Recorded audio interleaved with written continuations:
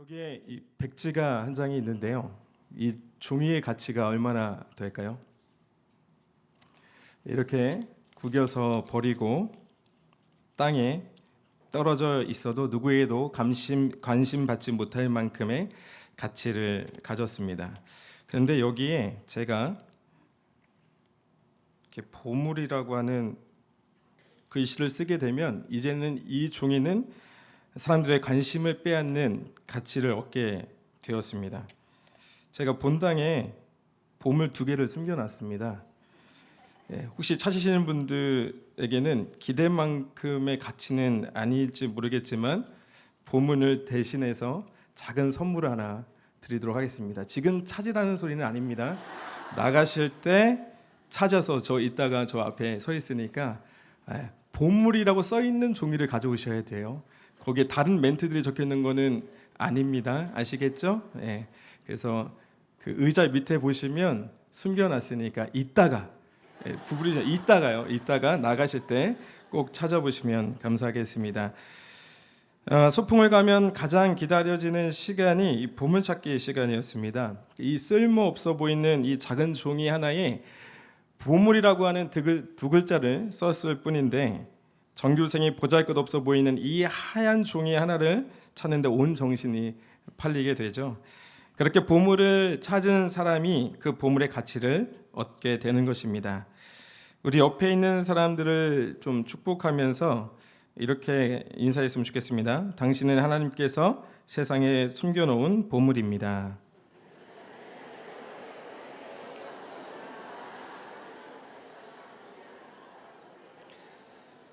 네, 어떻게 보물 같으신가요? 네. 세상에 아직 하나님께서 내 안에 숨겨놓은 그 보물을 이 세상 사람들이 발견하지 못했을 뿐 우리는 여전히 하나님이 이 세상에 숨겨놓은 가장 존귀한 보물 같은 존재인 줄로 믿습니다. 마태복음 13장에 밭에 숨겨진 보화를 발견한 사람처럼 세상 사람들이 우리 안에 숨겨진 하나님의 나라를 우리의 삶을 통해 발견하게 되는 그런 축복의 통로가 되시는 여러분들 모두가 되시기를 예수님의 이름으로 축복합니다. 그래서 저는 오늘 말씀을 통해 세상에 어떻게 우리 안에 숨겨진 하나님의 나라를 발견할 수 있는지 그 교훈을 함께 얻고자 합니다. 이사야 33장의 배경은 히스기야가 남유다의 왕이 된 지 14년째 되는 해에 아수르 왕 사네립이 군대를 이끌고 남유다를 공격할 때를 배경으로 하고 있습니다. 북이스라엘이 아수르에 의해 멸망당한 지 7년 만에 남유다도 이 아수르에 의해 멸망을 당할 위기에 처했습니다. 아수르의 사네립 왕이 이끄는 군대가 남유다의 성읍을 하나씩 점령하게 시작하자 히스기야 왕이 사네립 왕에게 전령을 보내서 협상을 제안하게 되는데 열왕기하 18장 14절의 말씀을 함께 읽도록 하겠습니다. 유대 왕 히스기야가 라기스로 사람을 보내어 아수르 왕에게 이르되 내가 범죄하였나이다. 나를 떠나 돌아가소서.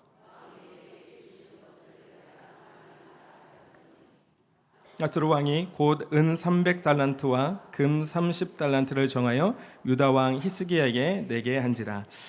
아수르 왕이 그 히스기야 왕에게 군대를 철수하는 조건으로 은 300달란트와 금 30달란트를 요구합니다. 은 300달란트는 은 약 11톤, 그리고 금 30달란트는 금 1톤에 해당하는 그 막대한 양의 은과 금이었습니다. 또 지금 시세로 따지면 은은 180억의 가치를 갖게 되고 금은 1580억의 가치를 갖게 됩니다. 그러니까 하나 가치로 따지면 1760억에 달하는 막대한 재물을 지금 히스기야에게 요구하고 있는 것입니다. 그럼에도 불구하고 히스기야는 막대한 양의 재물을 바쳐서라도 아수르의 침공을 막고 나라를 구해야 했습니다.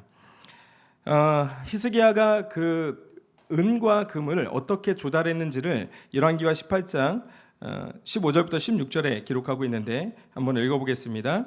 히스기야가 이에 여호와의 성전과 왕궁 곳간에 있는 은을 다 주었고 또 그때 유다 왕 히스기야가 여호와의 성전 문의 금과 자기가 모든 기둥에 입힌 금을 벗겨 모두 아수르 왕에게 주었더라. 히스기야는 왕궁에 있는 모든 은과 뿐만 아니라 여호와의 성전에 있는 은을 그리고 문과 기둥에 입혀놓은 그 금까지도 탈탈 털어서 아수르 사네립 왕에게 주었다는 것이죠. 아수르 왕은 히스기야 왕에게 요구한 그 막대한 양의 재물을 모두 받고 난 뒤에 철수의 제안을 받아들인 듯했지만 약속을 깨고 오히려 되려 예루살렘을 포위하게 됩니다. 막대한 재물도 얻었겠고 군사력으로도 월등히 앞서는 이 아수르에게 아쉬울 것이 없었기 때문에 힘으로 압도할 수 있는 약소국에 대한 신이 따위는 이 사네립 왕에게 그렇게 중요하지 않았을 것입니다. 이제 상황의 이 지경에 이르게 되자 히스기야는 하나님께 기도하며 하나님의 도우심과 은혜를 구하는 내용이 있는데요. 열왕기하 19장 17절부터 19절에 있는 내용을 같이 읽겠습니다.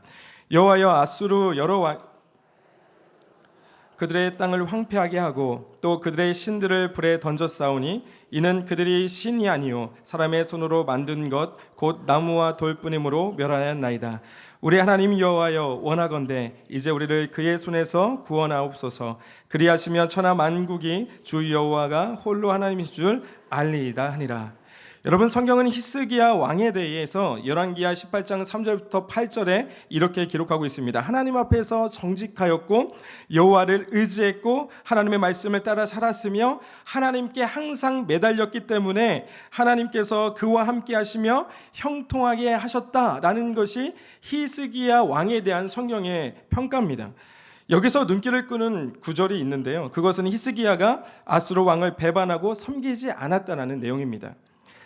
여러분, 히스기야가 왕위에 오를 당시에는 북쪽에는 아시리아, 그러니까 아수르가 신은 강국으로 떠오르면서 북이스라엘과 주변 약소국들을 점령하고 세를 확장하고 있었을 때였고, 그리고 남쪽에는 당시에 세계 패권을 쥐고 있었던 애굽이라고 하는 나라가 자리 잡고 있었기 때문에 남유다는 그 사이에서 어느 나라에 점령당해도 이상하지 않은 상황에 놓여 있었습니다.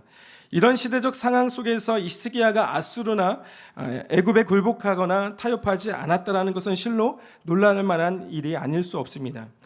그리고 성경에서 몇 안 되는 선한 왕으로 평가받던 이 히스기야였지만 당시 상황을 고려해 보면은 사네립 왕에게 많은 재물을 주고 전쟁을 피하여 백성과 나라를 지키려고 했던 히스기야의 선택은 일면 굉장히 현실적이고 현명한 선택처럼 보이지만 그것은 이스라엘 민족의 진짜 통치자가 사람이 아니라 여호와 하나님이라는 것을 간과했을 때 오는 생각일 것입니다.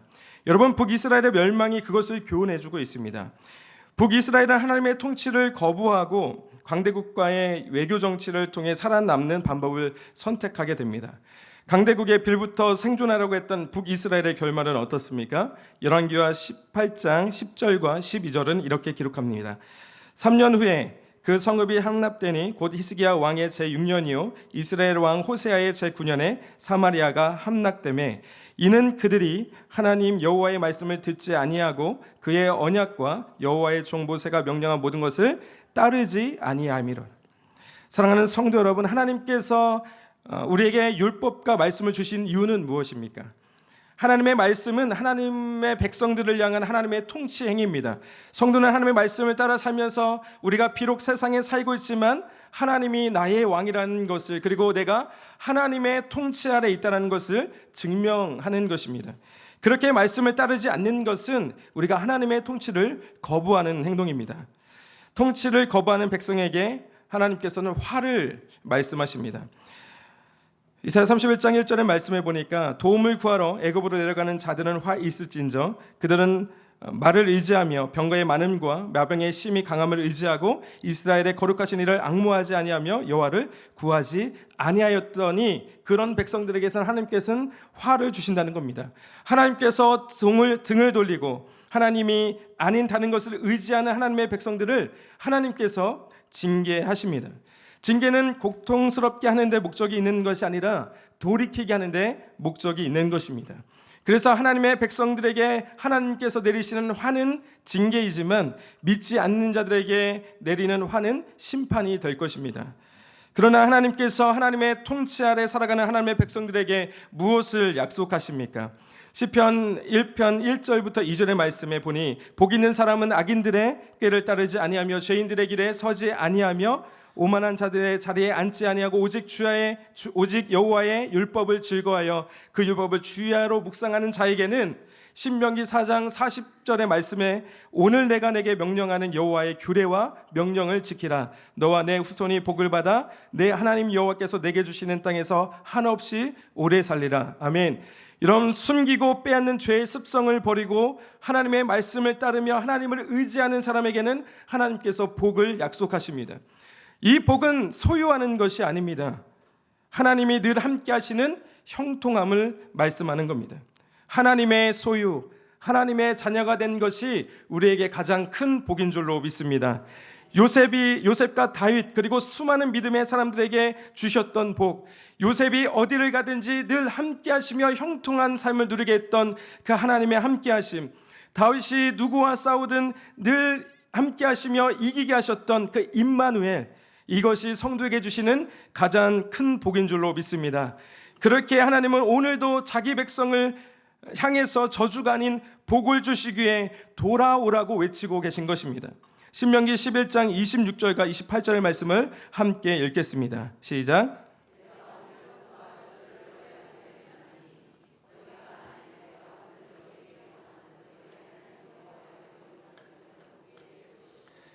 너희가 만일 내가 오늘 너희에게 명령하는 도에서 돌이켜 떠나 너희의 하나님 여호와의 명령을 듣지 아니하고 본래 알지 못하던 다른 신들을 따르면 저주를 받으리라. 여러분, 이 약속을 버리고 하나님의 통치를 거부하고 세상의 방식을 선택했던 북이스라엘은 결국 자신들이 의지했던 것들로 말미암아 멸망당하게 되고 하나님께서 주신 그 기업조차도 빼앗기게 됩니다. 히스기야가 재임 초기 북이스라엘과 달리 신흥 강국 아수르에게 굴복하지 않을 수 있었던 것은 하나님이 자신과 우리 민족의 왕이시라는 그 믿음, 하나님이 우리를 위해 싸우신다라는 그 신뢰와 믿음이 있었기 때문입니다.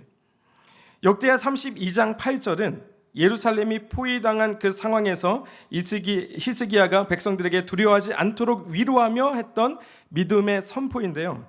그 대한성서공회에서 그 다음 세대를 위해 만든 새한글 성경이 아주 재미난 표현이 있어서 소개하려고 합니다. 역대하 32장 8절 새한글 성경입니다. 그에게는 아수르죠. 그에게는 살덩이로 된 팔이 있지만 우리한테는 여호와 우리 하나님이 계셔서 우리를 도우시고 우리의 싸움을 싸워 주십니다. 그들에게는 살덩이가 있다는 겁니다. 살덩이로 된 팔. 여러분, 살덩이로 된 팔을 누가 만드셨습니까? 하나님이 만드셨어요. 여러분, 그 군대와 같이 덤빌 수 없을 것 같은 그 군대와 같은 사람들을 누가 만드셨습니까? 하나님께서 만드셨습니다. 그렇게 히스기야는 처음부터 세상의 방법으로 계산기를 두드리고 세상의 방식으로 문제를 해결하려고 했으면 안 되는 것입니다. 늘 그랬던 것처럼 하나님을 의지하고 하나님께 매달렸어야 하는 것이죠. 그랬다면 하나님께서 거룩한 나라요 거룩한 백성인 그 유다 백성들을 위해서 싸우셨을 것입니다. 살덩이로 된 그 팔이 아니라 하나님의 강한 팔, 그 능력의 팔을 들으셔서 하나님의 백성들을 위해 싸우셨을 것입니다. 사랑하는 성도 여러분, 우리는 성도라고 하는 거룩한 이름을 가지고 있으면서도 우리는 하나님을 아빠 아버지라고 부르면서도 우리도 문제가 생기면 모든 노력을 쏟아부어 세상의 방식으로 이 문제를 해결하려고 합니다. 그러다 안 되면 우리는 기도합니다. 여러분, 그러나 우리는 반드시 기억하시기를 바랍니다. 성도에게 기도라고 하는 것은 최후의 수단이 아닙니다. 기도는 우리에게 최선과 최고의 선택이어야 되는 줄로 믿습니다. 하다 안 되면 기도하는 것이 아니라 우리는 애초에 처음부터 하나님을 의지하고 신뢰함으로 기도하며 하나님께 우리의 상황과 우리의 삶을 맡기는 것, 그것이 성도가 가져야 되는 마땅한 자세인 줄로 믿습니다. 여러분, 궁지에 몰린 히스기야는 비로소 하나님께 은혜와 긍휼을 구합니다. 그러자 하나님께서는 그 기도에 즉각적으로 응답하시게 되는데 열왕기하 19장 19절부터 20절 말씀입니다. 우리 하나님 여호와여, 원하건대 이제 우리를 그의 손에서 구하옵소서. 그래야 하시면 천하 만국이 주 여호와가 홀로 하나님이신 줄 알리이다 하니라. 아모스의 아들 이사야가 히스기야에게 보내 이르되 이스라엘 하나님 여호와의 말씀이 내가 아수르 왕 사네립 때문에 내게 기도하는 것을 내가 들었노라 하셨나이다. 그러니까 오늘 본문 1절은 히스기야 왕의 기도에 대한 하나님의 응답이라고 할 수 있는 것입니다. 오늘 본문 1절 말씀을 다시 한번 읽어보겠습니다. 너 학대를 당하지 아니하고도 학대하며 속이고도 속임을 당하지 아니하는 자여 화 있을진저. 내가 학대하기를 그치면 내가 학대를 당할 것이며 내가 속이기를 그치면 사람이 너를 속이리라. 유다를 속이고 하나님의 것들을 약탈한 아수르를 향한 하나님의 심판인 것입니다. 아수르는 막강한 국력을 바탕으로 주변국을 점령하고 약탈했습니다. 히스기야에게는 방대하고 막대한 양의 재물을 주면 내가 점령하지 않을 것을 약속했지만 그것을 재물을 속여 빼앗고 이제 정복을 기다리고 있는 거예요. 사방에 우겨싸움을 당한 히스기야는 늘 그랬던 것처럼 이 전쟁에서, 이 어려움 속에서 구원하여 달라고, 주님 매일 우리의 능력이 되어 달라고 간구합니다. 사랑하는 성도 여러분, 성도에게는 고난이 없습니까? 고난은 누구에게나 찾아옵니다. 전도서 3장 19절은 기록합니다. 인생이 당하는 일을 짐승도 당하나니 그들이 당하는 일이 일반이라. 하지만 예수님을 믿기 전과 믿은 후에 고난을 대하는 태도가 바뀌게 되는 것이죠. 예수님을 믿기 전에 고난이 찾아오면 우리는 그 삶을, 나의 삶을 저주하고 불행으로 여깁니다. 그러나 예수님이 내 삶의 주인이 되고 난 후에 찾아오는 고난은 더 이상 불행이 아니라 잠깐 머무르가는 불편한 것일 뿐이라고 여기게 되는 것입니다. 여러분, 불행과 불편의 가장 큰 차이가 있습니다. 불행은 우리를 죽음으로 내몰아가지만 불편은 우리를 조금 더 나은 삶으로 자라게 한다는 것이죠. 우리에게 고난이 찾아올 때 우리는 주님께 더욱더 가까이 나가기 위해 우리는 노력합니다. 우리가 인생에 찾아오는 고난 때문에 불편함을 느낄 때 하나님의 손을 붙잡기 위해 노력합니다. 우리는 그 기도의 자리를 찾기 위해 노력합니다. 하나님께 부르짖기 위해 더욱더 나아갑니다. 그러다 보면 우리는 하나님의 자녀로 점점 성장하고 자라나게 되는 것입니다. 히스기야는 그 불편함을 잠시 피하기 위해 아수르와의 협상이라고 하는 쉬운 편을 택했습니다. 현실적인 위협 앞에 적과의 동맹은 지금 당장의 위협은 피할 수 있을지 모르겠지만 어제의 동지가 오늘에게 적이 되는 상을 마주하게 될 것입니다. 하나님을 신뢰하지 않고 현실의 문제를 해결하기 위해 하나님과 세상 사이에서 타협하는 인생은 우리의 인생에 찾아오는 불편함을 잠시 해소해 줄지 모르겠지만 그 결과는 세상의 노예가 될 것입니다. 하나님과 돈 사이에 돈을 택하면 우리는 돈의 노예가 될 것이에요. 하나님과 자녀의 문제 사이에서 자녀를 택하면 우리는 자녀의 노예가 될 것입니다. 하나님과 관계의 문제 안에서 우리가 관계를 택하게 되면 우리는 관계의 노예가 될 것입니다. 그렇게 세상의 방식을 택하여 하나님을 떠나 이 세상에 기대어 살아가는 인생의 결과에 대해 성경은 무엇이라 말하고 있습니까? 오늘 본문 11절 말씀에 보니 너희가 결을 잉태하고 짚을 행산할 것이다. 여러분, 해산의 고통이 인간이 겪는 고통 중에 가장 아픈 고통이라고 그러죠? 그렇죠? 네. 저는 안 겪어봐서 잘 모르겠습니다. 네. 여러분, 인간이 겪고 있는 가장 고통스러운 그 아픈 해산의 고통으로 낳은 것이, 그렇게 수고하고 애쓰고 그 고통을 참아가면서 낳은 것이 가장 존귀하고 사랑스러운 존재가 아니라 여러분, 똥이라고 한번 생각해 보세요. 24시간 48시간 진통을 겪어서 낳은 것이 가장 존귀하고 보배로운 존재가 아니고 똥이라고 한번 생각해 보세요. 여러분, 물론 변비로 인해서 매번 해산의 고통을 겪는 분들이 계시다라는 것이 굉장히 유감스러운 일이지만 여러분, 한번 생각해 보세요. 매번 똥을 쌀 때마다 화장실에서 해산의 고통을 느껴야 한다면 여러분, 그 시간을 기다려주는 사람이 있겠습니까? 나 기다려야지 그렇게 생각하는 사람이 있으시겠어요? 그 시간이 다가오면 다가올수록 두려울 것입니다. 그러나 해산의 고통으로 가장 보배롭고 사랑스러운 존재를 낳아 자녀를 품에 안는 그 순간의 그 기쁨과 환희가 여러분, 해산의 고통을 잊게 만들어서 낳고 또 낳는 것 아니겠습니까? 저도 한 명만 낳으려고 했어요. 낳았는데 너무 사랑스럽잖아요. 아내가 진통을 하고 그렇게 고통스러워하면서도 아이가 나고 품에 안으니까 세상에 볼 수 없는 그 환한 미소를 짓는 거예요. 또 키우다 보면은 낳지 말아야지. 네. 그러다가도 또 아이를 잉태해서 낳으면 또 낳고 싶은 생각이 나잖아요. 사도 바울이 이 사실을 깨닫게 됩니다. 예수님을 만나기 전에 바울은 유대 사회에서 가장 뛰어나고 존경받는 랍비가 되는 것이 바울의 꿈이었을 거예요. 사람의 존경과 명예와 명성을 얻기 위해 평생을 살았습니다. 그러나 사도 바울이 예수님을 만난 뒤 자신이 가장 귀한 보물로 여기던 자신의 모든 스펙을 배설물로 여긴다고 고백하고 있지 않습니까? 빌립보서 3장 7절부터 8절입니다. 나는 내게 이루었던 것은 무엇이든지 그리스도 때문에 해로운 것으로 여기게 되었습니다. 그뿐만 아니라 내 주 예수 그리스도를 아는 지식이 가장 고귀함으로 나는 그 밖의 모든 것을 해로 여깁니다. 나는 그리스도 때문에 모든 것을 잃었고 그 모든 것을 오물로 여깁니다. 나는 그리스도를 얻고 그리스도 안에 있는 사람으로 인정받으려고 합니다. 예수님을 만난 사도 바울에게는 이제 예수님이 가장 귀한 보물이 되었습니다. 내가 가지고 있는 그 보물보다 더 귀한 보물을 발견하게 된다면 지금 내가 가지고 있는 이 보물을 버려서 더 좋은 보물을 얻는 것이 마땅할 것입니다. 마태복음 13장 44절에는 천국 보화를 발견한 사람의 모습이 나옵니다. 천국은 마치 밭에 값주인 보화와 같으니 사람이 이를 발견한 후 숨겨두고 기뻐하며 돌아가서 자기의 소유를 다 팔아 그 밭을 사느니라.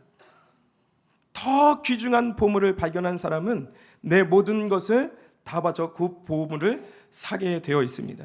사랑하는 성도 여러분, 성도에게 보물은 무엇입니까? 성도에게 보물은 무엇입니까?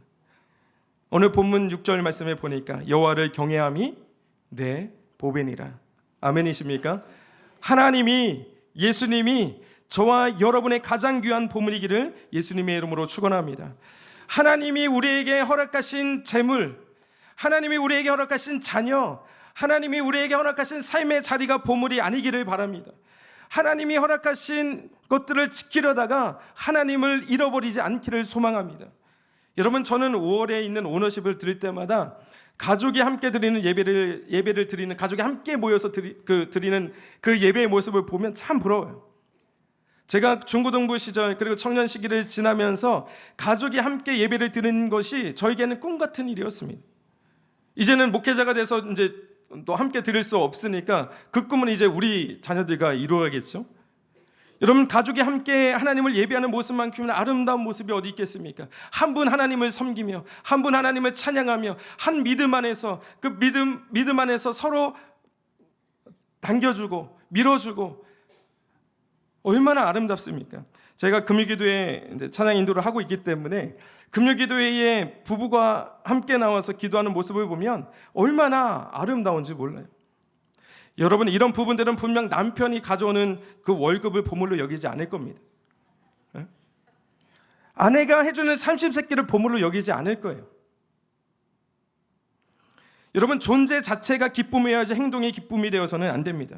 남편이 벌어주는 돈이 공부를 잘하는 자녀가 기쁨이 되어서는 안 된다는 말입니다. 남편과 자녀들이 가정에서 기쁨을 못 찾으면 밖에서 그 기쁨의 이유를 찾게 되어 있습니다. 사랑하는 성도 여러분, 남편과 자녀가 그 존재 자체를 기쁨으로 여기시는 여러분 되시기를 예수님의 이름으로 축복합니다. 더 나아가 하나님이 내 인생에 허락하신 것들이 기쁨이고 보물이 아니라 하나님 그분 존재 자체가 내게 기쁨이고 보물이 되기를 다시 한번 예수님의 이름으로 축복합니다. 시편 2편 7편에 보니까 여호와께서 내게 이르시되 너는 내 아들이라 오늘 내가 너를 낳았도다.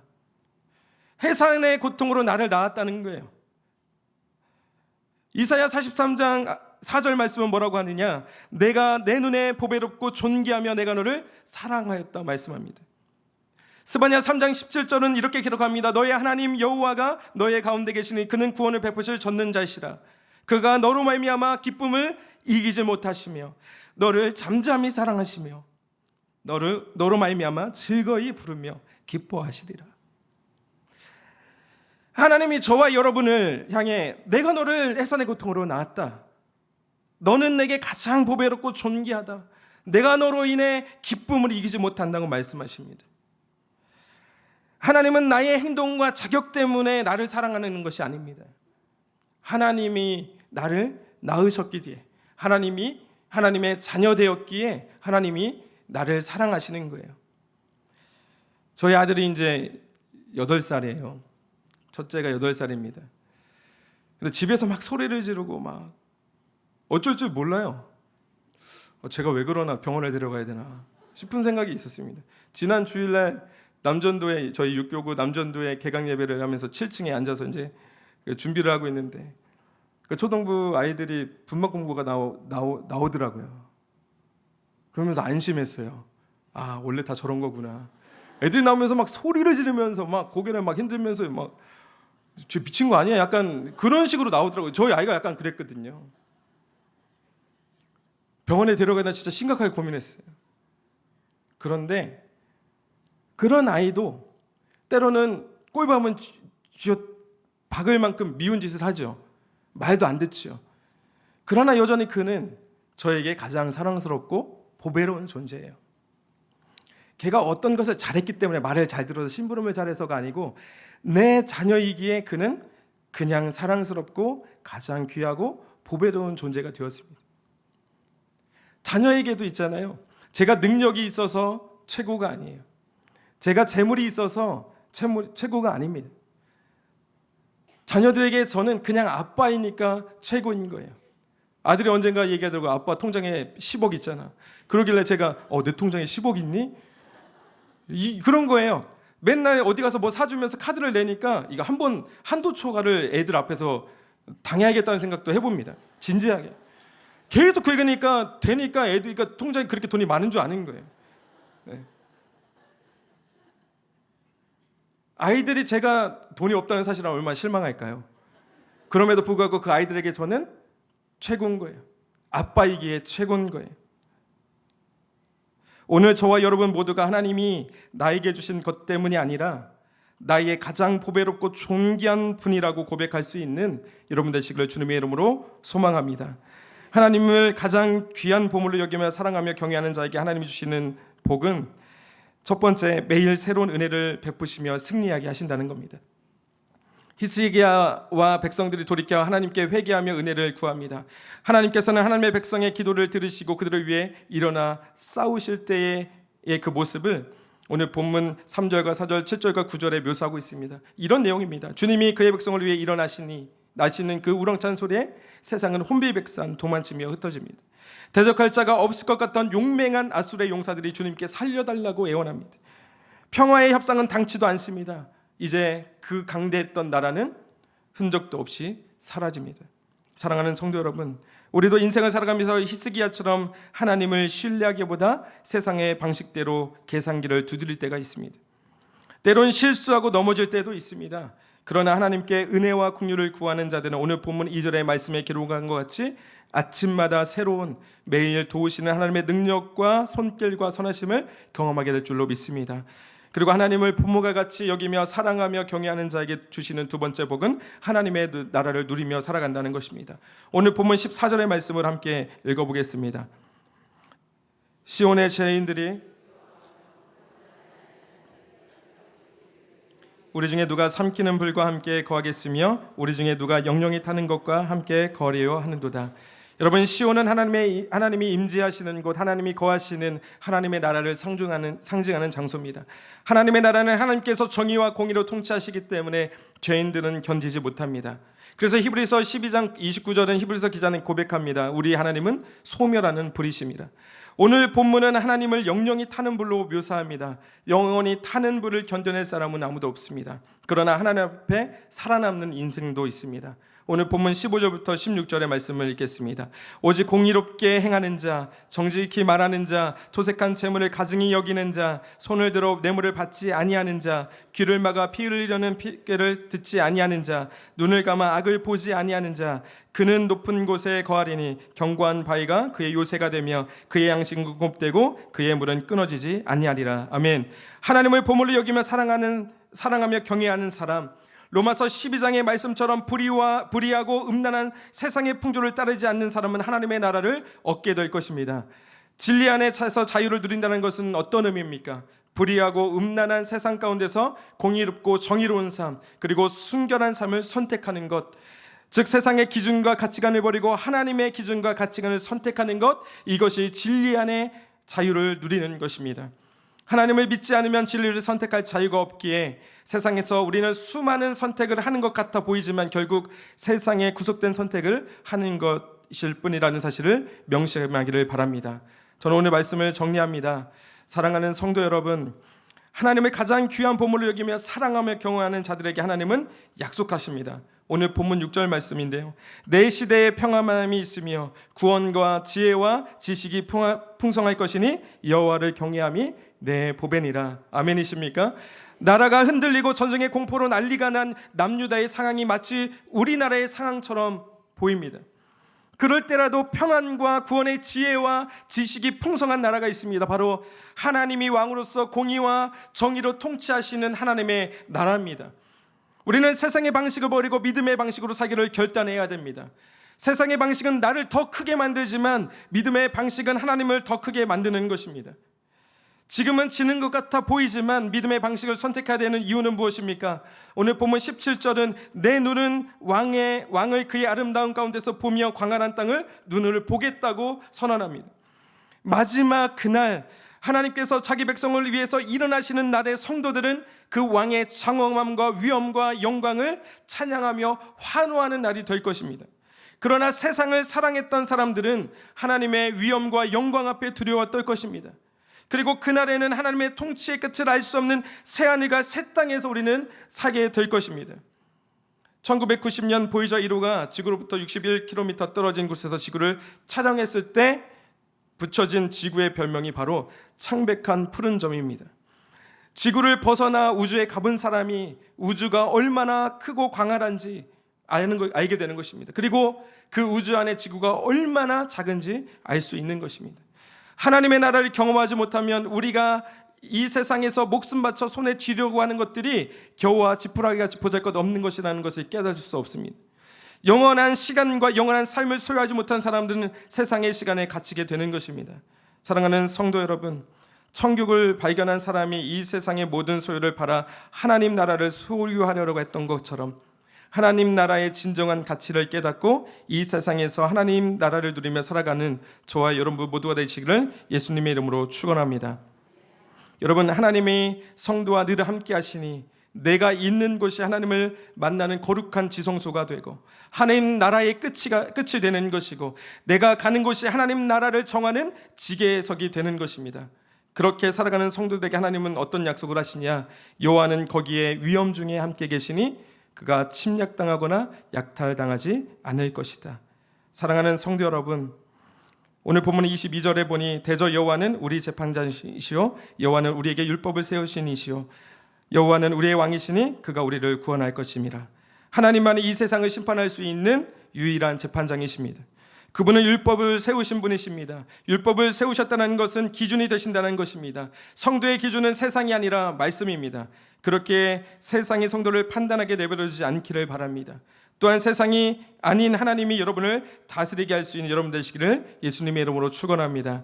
우리의 교회와 가정과 삶의 터전이 하나님을 보물로 여기며 경외하는 자들로 넘쳐날 때 이 세상은 내 시대의 평안함과 구원의 지혜와 지식이 풍성할 것이라는 그 주님의 약속이 반드시 이루어질 것이며 그럴 때 우리의 삶 속에 드러난 하나님의 나라를 무수 사람들이 발견하게 될 것입니다. 그런 축복의 통로로서 귀하게 살아갈 수 있는 여러분들 되시기를 예수님의 이름으로 축원합니다.